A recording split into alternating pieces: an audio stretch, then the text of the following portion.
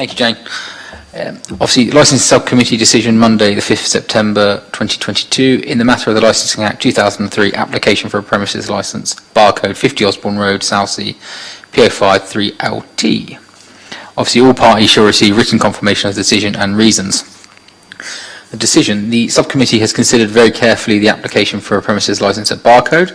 It gave due regard to the Licensing Act 2003, the licensing objective, statutory guidance and the adopted statement of licensing policy.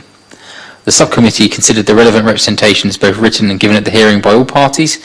Human rights legislation and the public sector equality duty has been borne in mind whilst making the decision.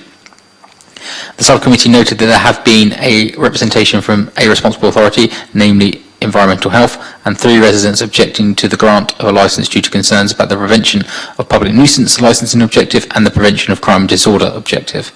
The applicant had amended the application in light of the representations, reducing the hours sought and agreeing conditions proposed by Environmental Health. After having heard all of the above evidence, the subcommittee decided to grant the proposed application subject to imposing the agreed conditions and noting the amended application and amended hours as follows. The sale of alcohol shall cease at 2200 hours on Sunday to Thursday, with premises closing at 22:30. The sale of alcohol shall cease on Friday and Saturday at 2300 hours, with the premises closing at 23:30.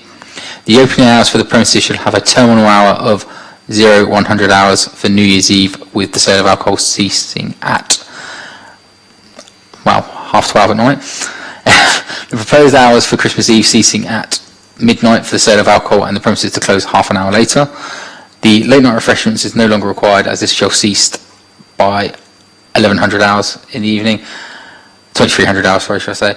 The live music is also removed from the application. Conditions as agreed with and submitted by Environmental Health during the meeting relating to use of receptacles outside the premises, closing of external doors and windows after 2300 hours, noting that the rear doors shall remain closed at all times, licensable activities are taking place, save for the emergency escape, external lighting deliveries and collections, requirement for provision and approval of a noise management plan, and for those measures to be duly implemented. The reasons for this. Environmental Health expressed concerns regarding the grant of a premises licence where residents' property are structurally attached. The age and structure of the building were a concern in the absence of a noise management plan or indication of measures to be implemented. It is unclear whether sound installation could even be installed given the premises are not purpose-built. No mention has been made in the application as to how noise, smoking, waste collection, litter or lighting were to be managed. The subcommittee noted that the consultation response from Environmental Health advised that planning permission might be better sought first, but accepted that the application nonetheless had to be determined on its merits and as presented, irrespective of the planning permission. Further, planning issues such as change of use as raised by residents cannot be considered by this subcommittee. Objections from residents focused upon the existing nature of the area given the number of licensed premises. Subcommittee accepted advice that commercial need could not be considered. Existing premises, it was stated, already caused the issues of noise from those in drink, include shouting, swearing, associated antisocial behaviour such as vomiting and urinating. Rear doors at the premises present an apparent risk of noise nuisance from sound escape from live or recorded music.